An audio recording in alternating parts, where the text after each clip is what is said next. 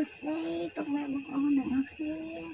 ថ្ងៃនេះដែរនៅក្នុងមានមហោបប្រចាំតកោមកទៀតហើយ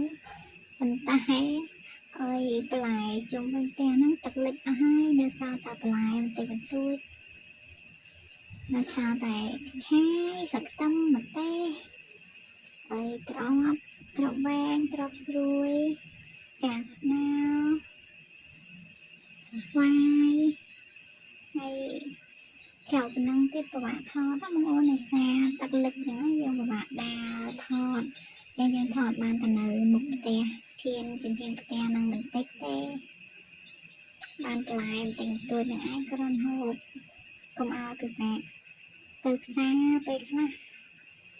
ហើយយើងកាត់បន្ថយការចំណាយខ្លះដែរបងប្អូនដោយសារយើងបានដាំបន្លែខ្លួនឯងហើយក៏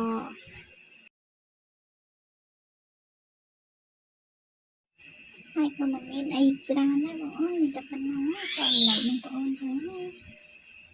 ដោយសារឥឡូវយើងបានរៀបចំពីដងអស់ហើយបងប្អូន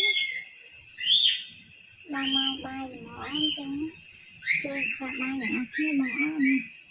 អរគុណច្រើនសម្រាប់លាពុកម៉ែបងប្អូនទាំងអស់គ្នា